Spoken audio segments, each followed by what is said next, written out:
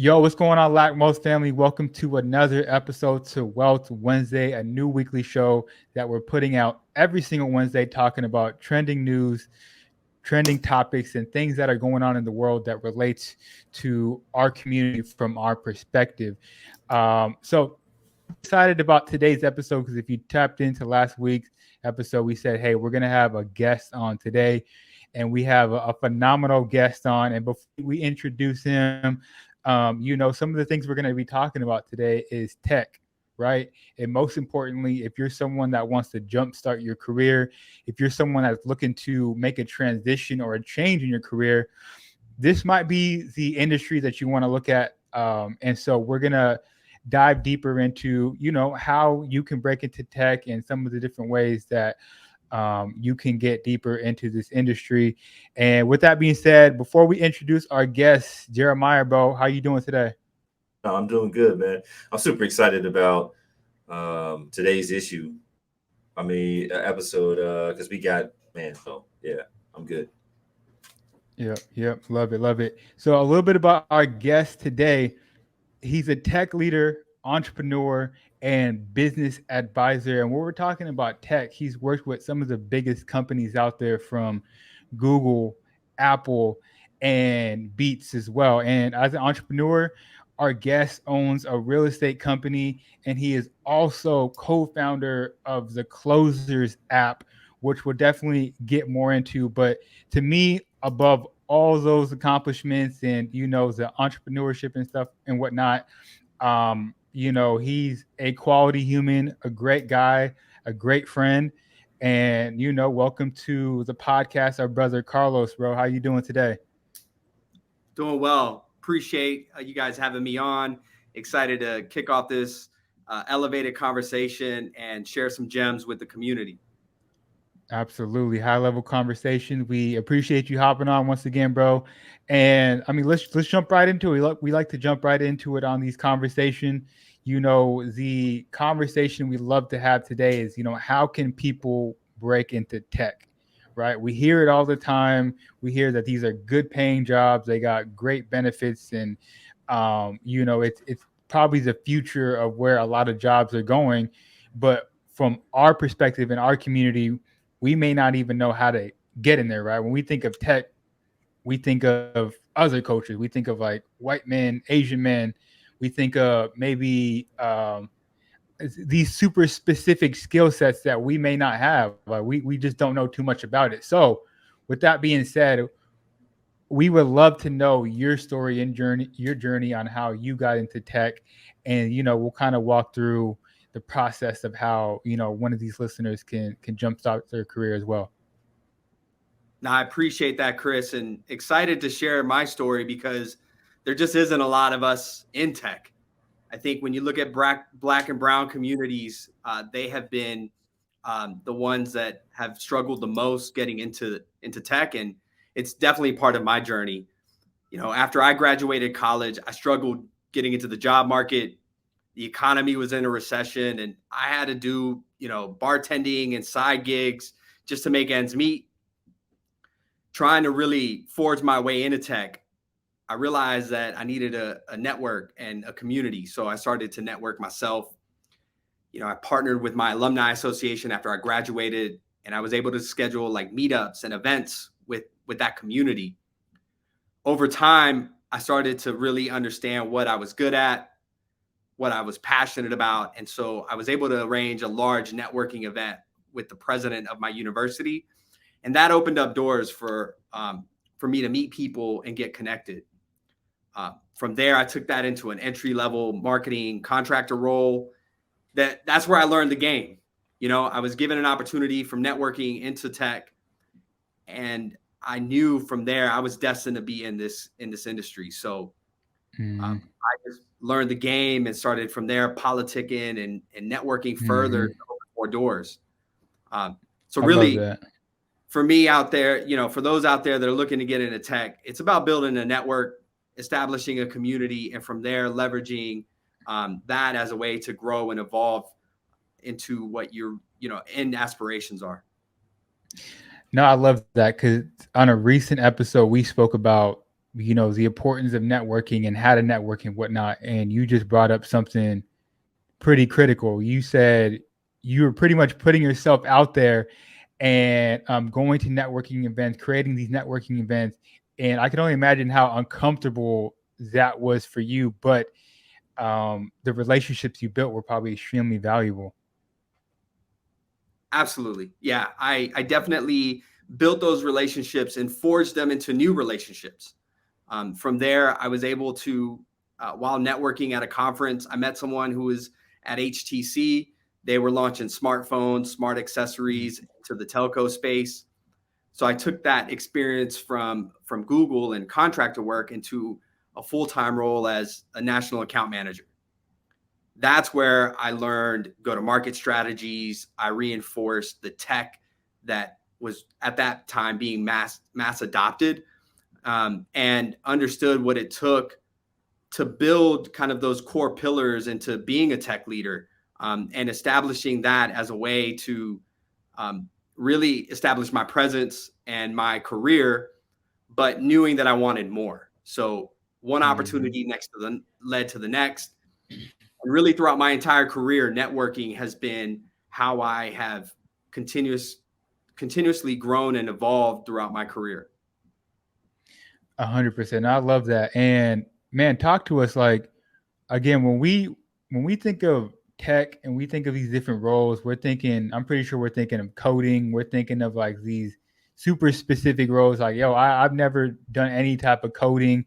Walk us through a couple different type of roles that people can, I guess, learn some skills that you can learn to get into tech, right?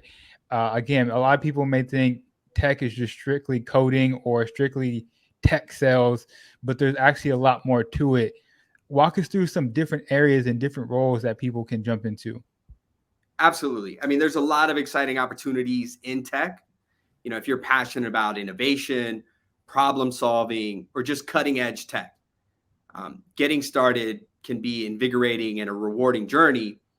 But I would say that there's really two paths you could take in this.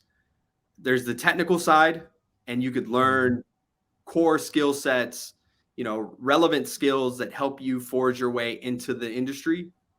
Or there's the business side, whether it's sales, marketing, operations. There's a few ways of identifying your skill sets and capabilities, your interest, and then how to build upon those two and strengthen and sharpen your sword to make your way in. To go a little deeper into that, if you're into tech and coding, learning some of those core platform, capabilities, whether it's learning how to code with Python, Ruby, could be C++. Those skill sets will help you learn how to build the infrastructure that is an application, or learn more about the platforms in which that application sits on top of. As you build that, you'll learn how to, get better at coding, how to get cleaner code.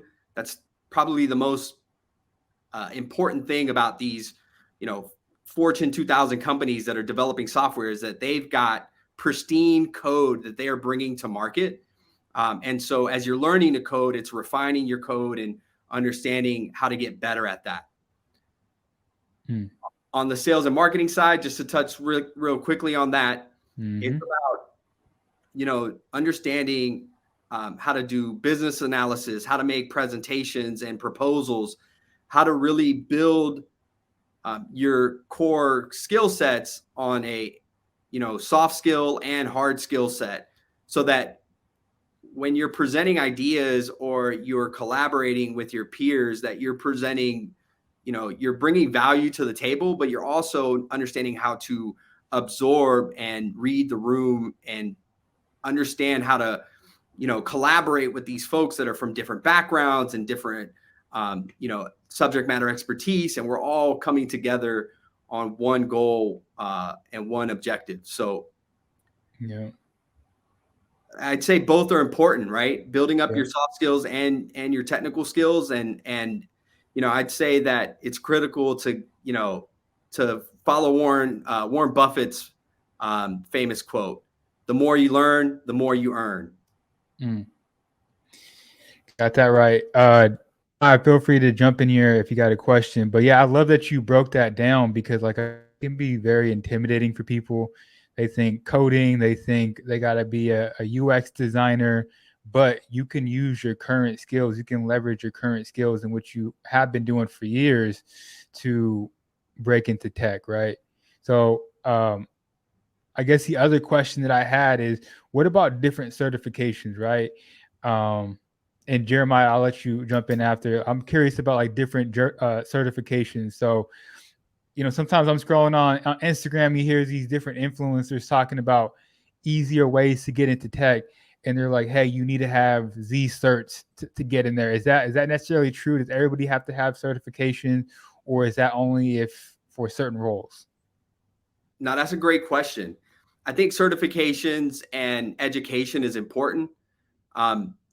If you look at Google purchased Coursera as a way to make it more, getting a job at Google more accessible, right? That was one of the strategic values that they saw in that online platform.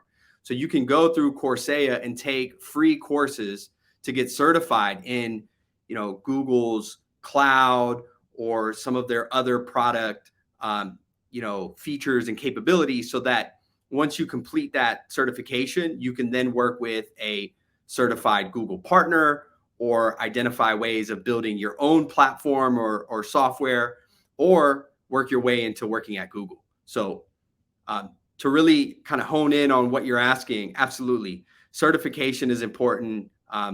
There's boot camps and other ways of getting these skill sets and acquiring this knowledge. And a lot of them also have, job placement, kind of stats that they leverage as a way to show you that not only do you invest in yourself, but we'll invest in you by helping you get to where you're trying to go. Love that. Love that. Jeremiah, did you have something? For me, I was just the one thing that stood out to me was the fact of the technical issue, the technical skills, along with the marketing skills. If you mix those two together, so you're talking about being from both sides, right? Like having both of those skill sets and being able to mix those two together. I think somebody that really highlights that very well is probably like a Zuckerberg or Elon or someone like that, right? These are head of companies that are able to move in both spaces. So you're not just kind of pigeonholed into one direction, but you actually can do both. I think that's going to increase the viability, right? Increases your chances of being an asset at that company, wherever you go, right? Because then you're personable as well as you understand the mechanics. And when you can mix those two together, it just creates a great person for the tech company. Absolutely. Couldn't agree more. 100%. And I'm curious from your perspective. So what are like some practical steps we can give to people out there if they want to break into tech, if this is the industry that they want to jump into? Great question. And also, not to cut you off, like, why tech? I know we kind of been, talking about it, and we talk about tech all the time on the podcast, but why even break into this industry? Like, what are some of the benefits, and like, what is like the future of tech and whatnot? Absolutely. Yeah, I think to answer those in two parts, why tech first? If you look at, this is pointing out a chart that Jeremiah shared on his social media page. You look at this year alone, the top movers on the stock market are in tech. If you look at the way that the stock market, the economy is going, it's hard to delineate the stock market from tech. And I think as our lives move forward, we're all going into this more digital world where before COVID, most people were reluctant to hop on a video conference or to do some of the digital behaviors that they have today. And I think that that's going to accelerate, because with AI and some of those other kind kind of emerging technologies that are coming, it will become more and more ubiquitous with our lives. So to say all that, I'd say that tech is continuing to have a presence in our day-to-day lives. And for those that are looking to get into tech, I would encourage 3 things to pave your way into tech. First, you got to identify your interests and goals. Can't just hop into something, unknowing what you're trying to achieve or where, something might align with your personal interests, values, and so on. So I encourage everyone to research the different domains that are out there, evaluate your strengths and passion, and identify areas that align with your interests and aspiration. Whether it is, you're into health and wellness, sports. These things are all getting technology adopted into the day-to-day. And so you'll be able to find something that you're passionate about and then also identify the interest in tech to match that passion. From there, I would say acquire relevant skills. It's important to acquire transferable skills, and you have to invest in yourself, whether it is getting that technical capability and that background or taking, additional courses or classes around business to strengthen your knowledge and education around your business acumen. It's critical to gain in-depth knowledge and credentials over time. So take it as you'll always be learning. You'll continue to learn. And the goal is to get 1% better every day. The last thing is build relationships. Strongly recommend networking. As I mentioned, a big key to my success has been working with people that I know and trust. It's critical to identify industry players, establish relationships, and learn how to collaborate. Those at the bottom compete, those at the top collaborate. So simply put, relationships matter. No, I was just going to say, bro, love that. What are some of the ways that you are networking nowadays today? I know you mentioned before when you first got started, you guys were kind of putting together networking events and whatnot, but what are some of the ways you're networking now? Are you doing it through social? I see you're at a hotel. I mean, are you going to event? Are you still going to events and whatnot? Like, talk to us. Absolutely. Yeah. I think it's a multi-pronged approach to networking.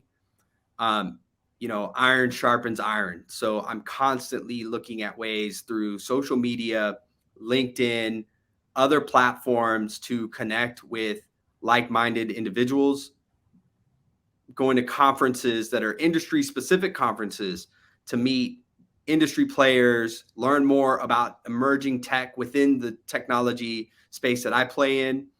And then also it's about going outside of your first and second sphere and looking at what people outside of your immediate network are doing.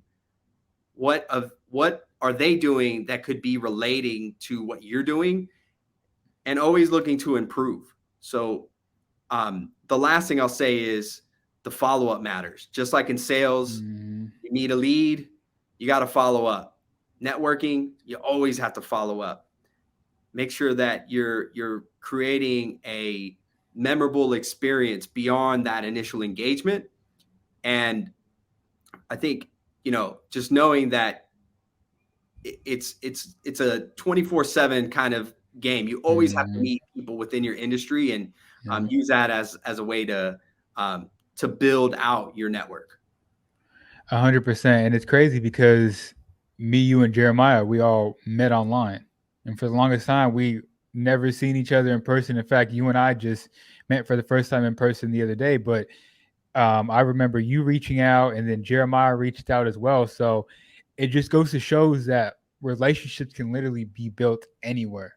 If you're intentional, if you're adding value, right? I mean, you can easily meet anybody on social media, but I specifically remember Jeremiah and Carlos are very intentional about reaching out, like, yo, love what you're doing, can help with this, or like, try this, always adding some type of value. So it's just crazy to see that, the 3 of us all met online and we pretty much talk on a weekly basis, all 3 of us, literally. 100%. And I think to your point, it's about being authentic. It's about Mm-hmm. understanding that every relationship is a give and take.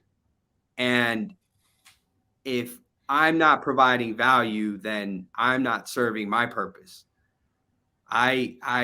For us to evolve, I need to learn from you, and you should be learning from me. Mm-hmm. And Mm-hmm. that's exactly what our weekly dialogues are about. We're constantly sharing value with each other. And I won't lie. I mean, having you two in my network has made me a better person, has made me more focused. And I think that's what the overall purpose of networking should be. I love that. I hope so, because if I'm not doing that, then I'm just wasting your time. You know what I'm saying? Love that. One other question I had, man, was all right. So you kind of broke down why tech, different certifications, different roles, how to break into tech.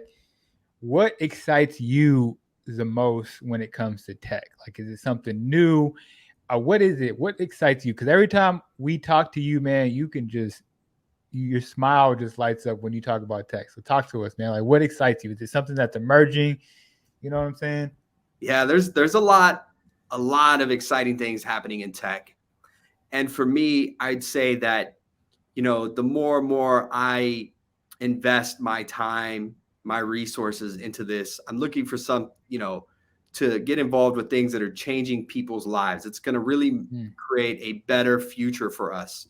So I'd say that some of the areas that I'm excited about, and not necessarily uh, involved in, but I am contributing by either investing or amplifying information about, is really around, looking at some of the tech that's being built around climate change. I love where we're headed with electric vehicles, autonomous vehicles. I think that is really going to create value for not only us as consumers, or as humans, but as consumers, right? When you look at supply chains, when you look at just the world that we live in and how quickly we are expecting things to, come into our lives, I think autonomous vehicles are going to address a lot of the pain points we have with traffic and pollution and things like that. I also think that AI is going to drive a lot of enhancements into our lives. Um, you know, we will become more efficient leveraging these tools, especially as entrepreneurs, being able to leverage these tools to create more effective engagements, effective services. Um, so there's a few others that other mm. pieces of technology that I'll save for another podcast, but I'd say those two Yes. are right up there with what I'm excited about.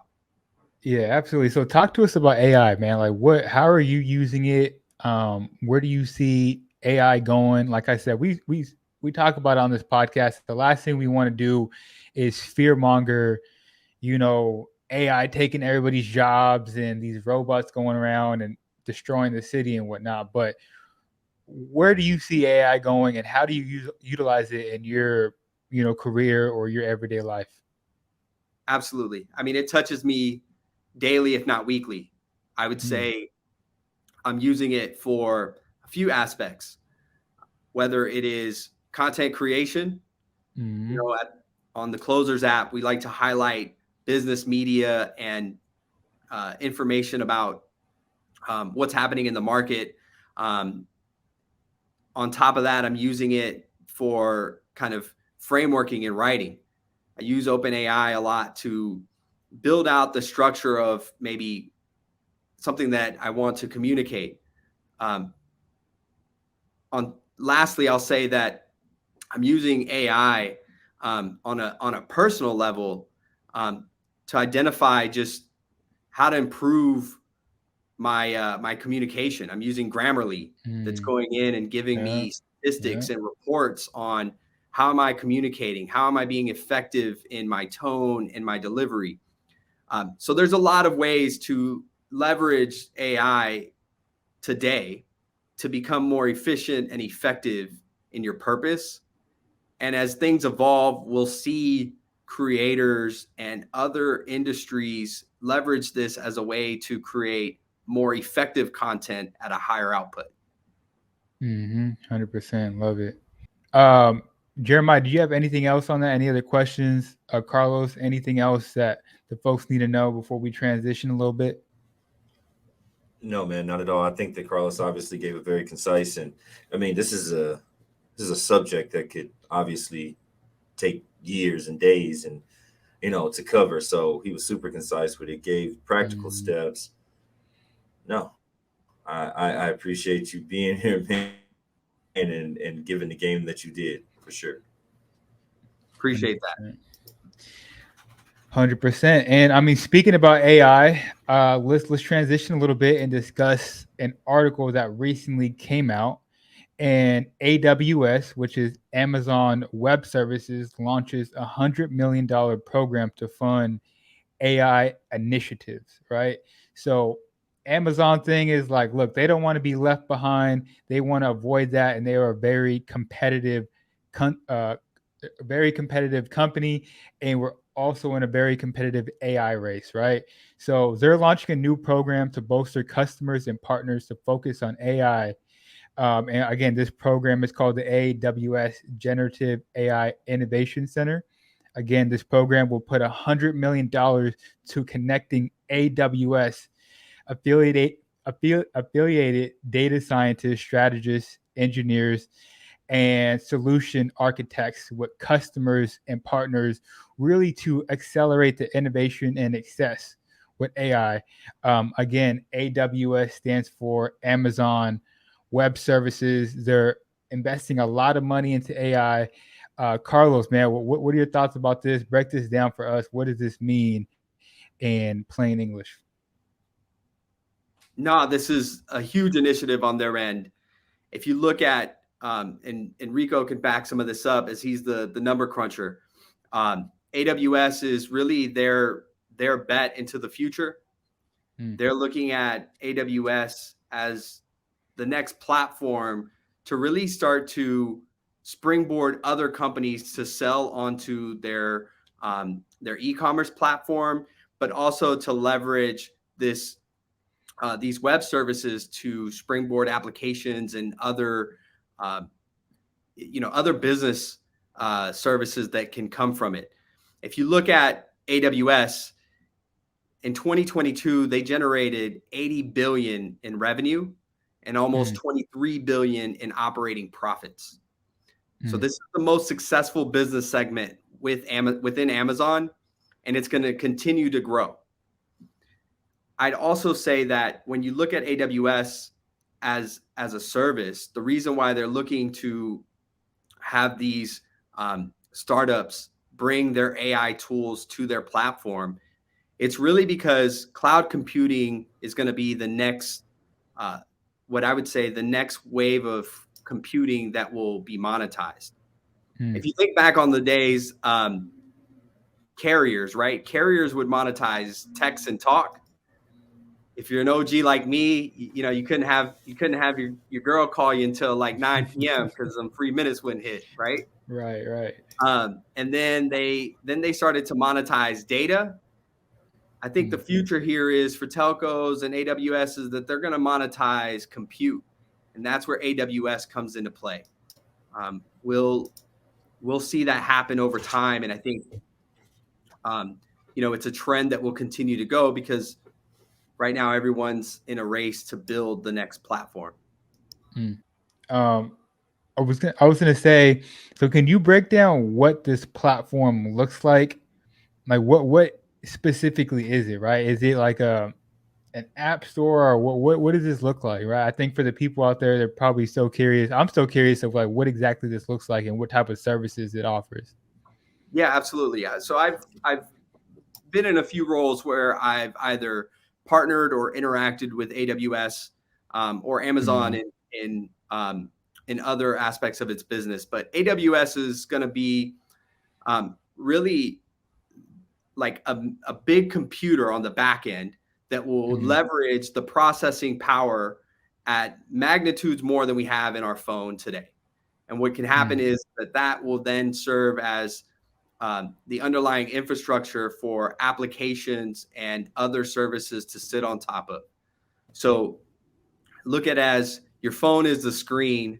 What's happening in the servers and on their compute is really driving the application, the infrastructure, and all of the core compute that then can process that information faster, more efficient, and at a faster rate to get it to your device, whether that is your phone, a tablet, it could be, at some point just a screen.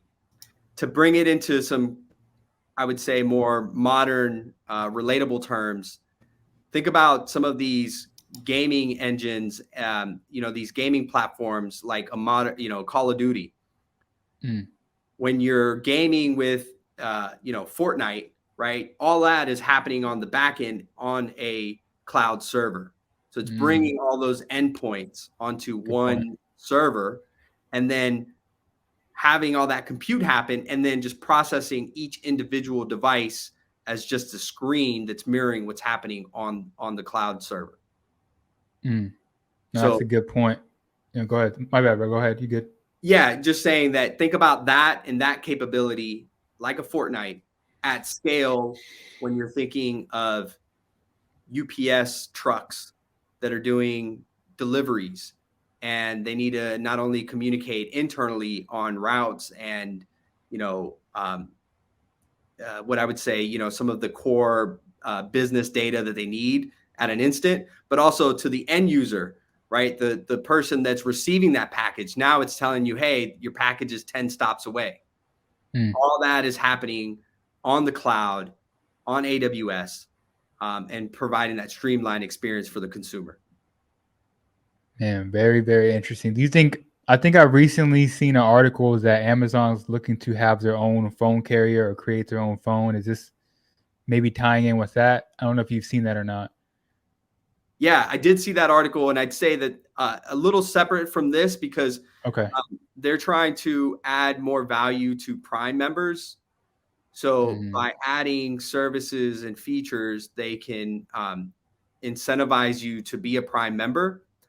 And as part of that, now they're looking at ways of increasing membership, maintaining member loyalty. A lot of justification is going into why they would pull a move like that, but ultimately it's to continue to drive value to their membership. 100%. And so I'm curious, how does, with this article that came out and this whole AWS that's being produced, how does this affect our community? How can our community take advantage of this? Are there going to be some opportunities for us here? Walk us through that. Absolutely. I think this is a huge opportunity for, the community to get involved, whether on the business side or the technical side. If you're looking at it from a technical side, there is a deeplearning.ai set of courses on Coursera. These courses, they specialize in a series of courses that delve into the theory and the application of deep learning. It includes 3 types of AI courses that give you that technical background and architectural overview.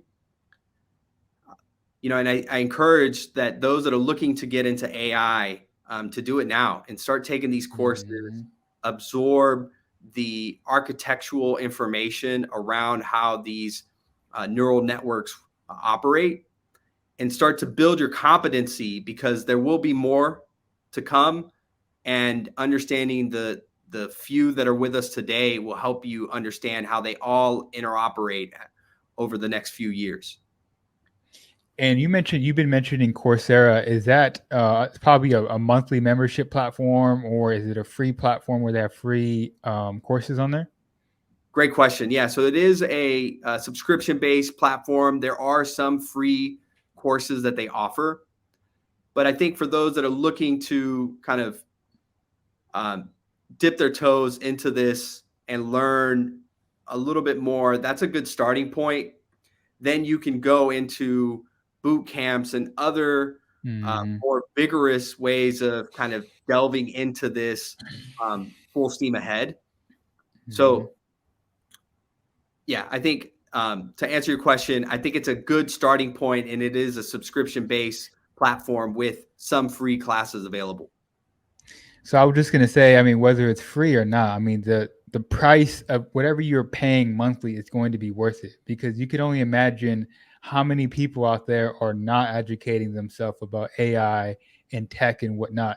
So this is just gonna allow you to separate yourself further from everybody else in the world, whether you use this to apply for a job or you use the skills with AI and whatnot and to create your own business, right? Because as much as it's kind of becoming an hype topic of a discussion and people are talking about it, majority of businesses still don't know how to use AI. So if you can leverage your knowledge and you can leverage AI to create your own business and create some type of freedom for yourself, and just continue to educate yourself, why not do that? And then you keep doing that a little by little every single day.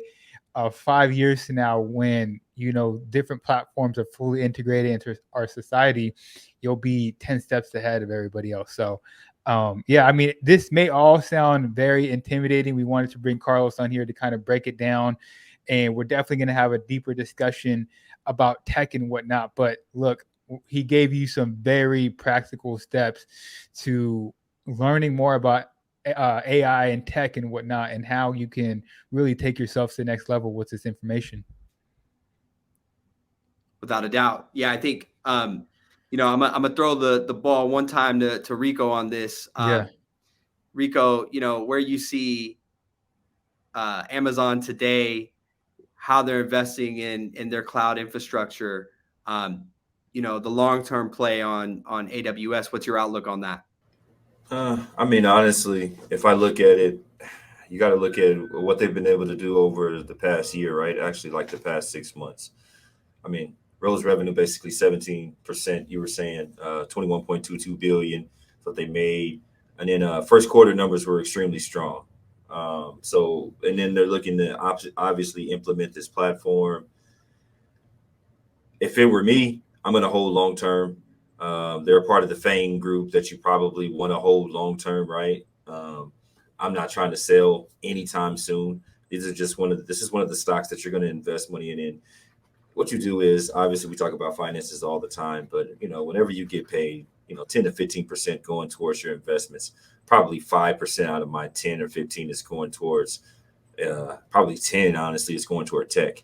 5 is commodities. So out of that 10, you can determine where you're at with Amazon Web Services, with AWS, but amongst others that we talk about. But yeah, I'm definitely going to hold long term, because it's just going to keep going up. Love that. Mm-hmm. Yep. With that being said, Carlos, Rico, anything else before we head out of here? Phenomenal conversation, great information. Is there anything else that you guys want to end on? Carlos, feel free. The floor is yours, bro, if you got anything. No, I would just say, for those that are interested in learning more, in getting into tech, just reach out. Carlitos_Vey, Instagram, at Closers app. Reach out to us. We're looking for devs on the Closers app. So if you got some skill sets and you want to come build some stuff, holla at us. Yeah, 100%. Thank you for dropping your information podcast. And look, we're going to get a full-on interview with Carlos. He's only a couple hours away from me, so we're going to make that happen. But yeah, go ahead and follow and reach out to Carlos if needed. And you guys already know where you can find us, at Latin Wealth on Instagram. With that being said, make sure you guys share this episode with a couple other people that needs to hear this information. And trust me, there's at least 5 people in your contact that you can share this information with, that this can help them. With that being said, it's the Latin Wealth family. We'll catch you guys next week. Peace.